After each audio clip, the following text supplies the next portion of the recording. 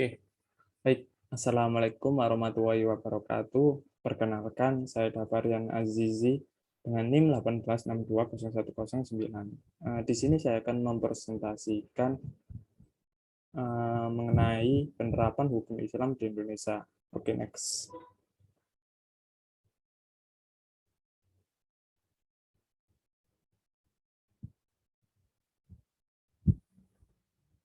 Oke, pembahasan yang pertama yaitu mengenai istilah hukum Islam. Hukum Islam adalah istilah khas Indonesia serta tidak didapati dalam Al-Quran dan As-Sunnah maupun hadis. Hukum Islam ini didefinisikan menjadi seperangkat peraturan sesuai wahyu Allah serta hadis Rasulullah perihal tingkah laku orang mukallaf yang diyakini mengikat buat seluruh yang beragama Islam atau menjadi pedoman umat Islam. Hukum Islam bisa dikategorikan menjadi dua macam, hukum Islam secara syariah dan kategori fiqh.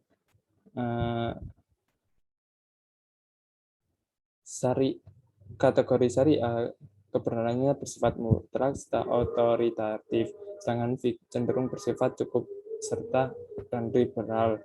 Hukum Islam pada pengertian di sini lebih dekat dengan menggunakan pengertian fiqh, yakni aturan yang memiliki karakteristik Islam menggunakan dasar wahyu. Oke, selanjutnya penerapan hukum Islam dalam lintas sejarah. Maksudnya hukum Islam ke Indonesia bersamaan dengan masuknya Islam ke Indonesia. Namun aturan Islam di Indonesia mempunyai tipikal yang spesifik jika dibandingkan menggunakan hukum Islam pada berbagai negara lainnya, negara muslim yang lain. Berdasarkan banyak studi, Islam pada Indonesia adalah Islam yang akomodatif dan cenderung elastis pada berkompromi menggunakan situasi serta syarat berkembang di Indonesia, terutama situasi sosial politik yang sedang terjadi di masa tertentu. Hal ini tidak bisa terlepas bagaimana Islam masuk ke Indonesia. Islam beserta hukumnya masuk di Indonesia menggunakan dengan cara penetrasi, menggunakan cara yang sangat telaten, serta membaur dengan berbagai tradisi yang ada. Selanjutnya zaman pemerintahan Hindia Belanda ada 3 periode. Yang periode pertama itu periode tahkim, kedua periode al-hili wa al-aqdi, yang ketiga periode tauliyah.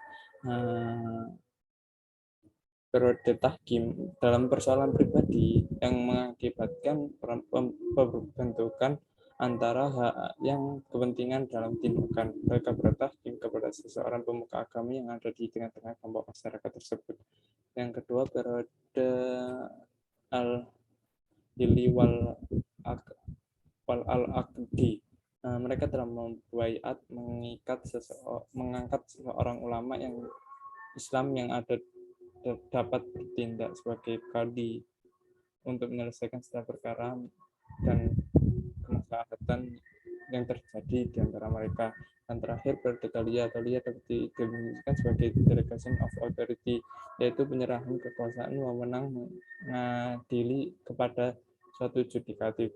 Tetapi tidak mutlak. Pada periode ini nampak pengaruh ajaran teas politika yang dikemukakan oleh SQI. Kenyataan periodisasi ini berdasarkan hukum perkawinan dan kewarisan untuk di daerah Cirebon, Semarang, Goa, dan serta Papaken, Cirebon.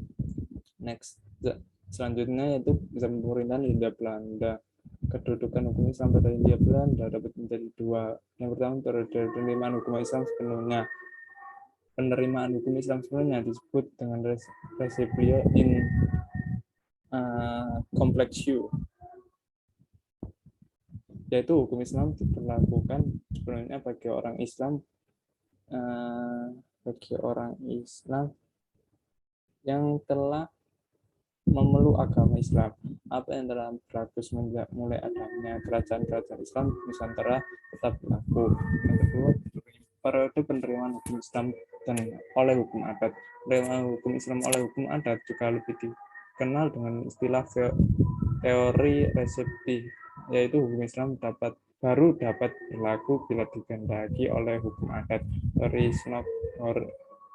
Ronja, seorang penasihat pemerintahan Hindia Belanda pada saat itu. Teori ini didasarkan oleh Undang-Undang Dasar Hindia Belanda yang menjadi pengganti RR yang disebut dengan Wet of the Staatsregeling atau disingkat dengan Indische Staatsregeling atau IS yang diundangkan dalam STPL. Hukum Islam dicabut dari lingkungan tata hukum Hindia Belanda. Next, hukum Islam pada masa setelah Indonesia merdeka. Fase awal kemerdekaan Indonesia adalah fase yang penting di mana hukum Islam karena ada pada saat itu terjadi negosiasi politik tentang landasan spiritual dan landasan konstitusional bagi negara baru Indonesia. Namun terjadi saat itu adalah umat Islam memberikan pengorbanan yang sangat besar terhadap utuhnya kesatuan nasional, yaitu dihapuskannya 7 kata dengan mewajibkan menjalankan syariat Islam bagi pemeluk-pemeluknya. Padahal kalimat tersebut memberikan garansi bagi berlakunya hukum umat Islam secara keseluruhan. Hukum Islam Sunni, hukum Islam menurut Ismail Sunni bahwa kedudukan hukum Islam dan dalam ketatanegaraan Indonesia kemudian dibagi menjadi 2 periode. Yang pertama periode penerimaan hukum Islam sebagai sumber persuasif, yang kedua penerimaan hukum Islam sebagai otoritas.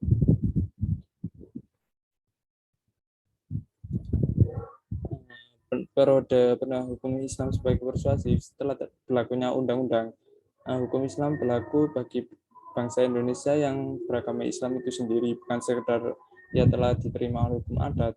Pasal 29 Undang-Undang 185 Undang-Undang 185 mengenai agama menetapkan satu negara berdasarkan atas ketuhanan yang Maha Esa. Negara menjamin kemerdekaan tiap-tiap penduduk untuk memeluk agamanya masing-masing dan untuk beribadah menurut agama dan kepercayaan masing-masing.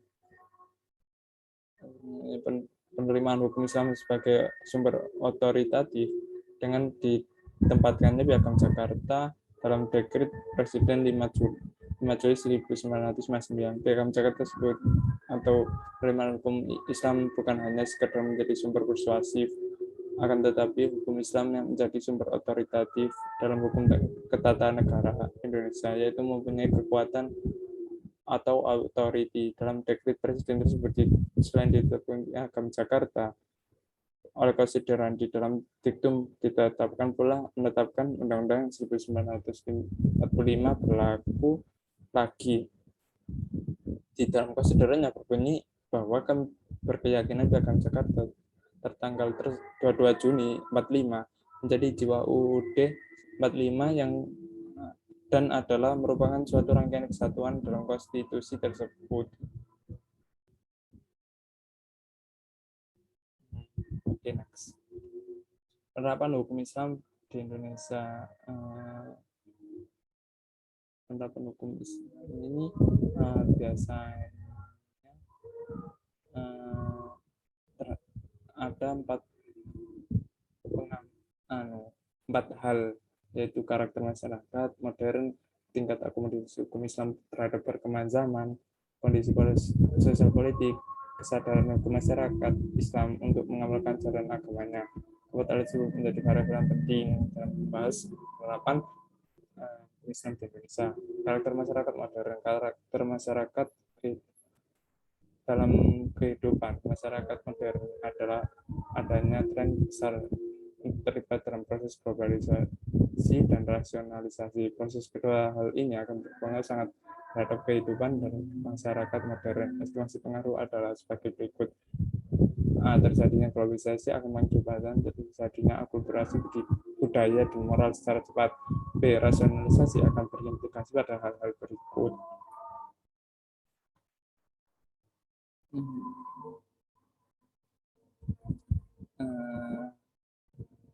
Hal-hal berikut. Yang pertama, dekralisasi kehidupan. Yang kedua, demokratisasi.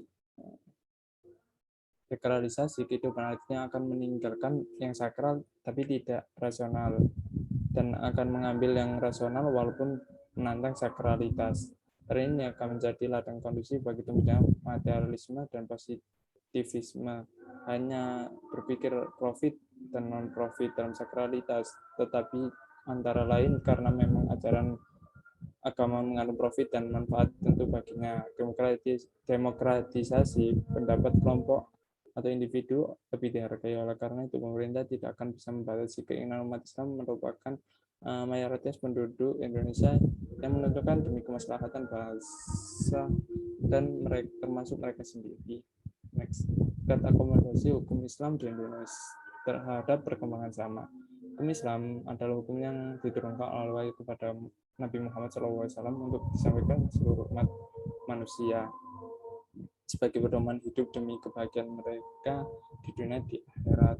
Oleh karena itu, hukum Islam bersifat kekal dan universal. Di samping elastis, elastis ini berarti bahwa hukum Islam dapat mengakomodasi perkembangan zaman. Institusi yang menjadi hukum Islam sangat dinamis tersebut adalah ijtihad. Ijtihad merupakan bagian ajaran Islam yang sangat penting, bahkan ia merupakan sumber hukum Islam. Ijtihad merupakan jaminan bahwa hukum Islam akan senantiasa bersikap antisipatif dan akomodatif terhadap perkembangan zaman. Bila dibilang ijtihad merupakan principle of movement dalam Islam, karena dengan ijtihad terjadi penemuan hukum yang mengantarkan hukum Islam senantiasa responsif dan relevan dengan perkembangan zaman.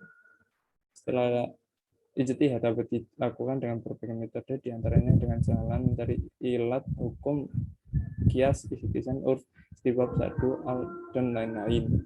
Next, kondisi sosial politik Indonesia sangat ini masih belum stabil. Indonesia sedang memasuki masa transisi menuju reformasi yang sedang dipergunakan. Pada masa transisi ini, berbagai insiden peristiwa sosial politik yang sangat sering terjadi. Pada masa transisi ini, seperti dibutuhkan umat Islam berperan aktif untuk menyampaikan kontribusi yang sebesar-besarnya bagi kemaslahatan besar, serta negara tanpa melepaskan baju keislamannya. Selanjutnya, kesadaran hukum Islam untuk mengamalkan ajaran agama.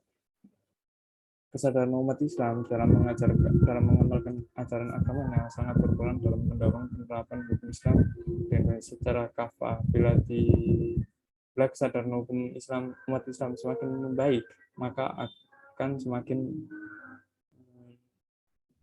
luas jalan bagi penerapan hukum Islam di Indonesia, karena penegakan suatu hukum tanpa diikuti kesadaran penuh subjek hukum jelas menemui banyak sekali kendala, bisa menjadi hukum tersebut tidak akan berlaku secara efektif.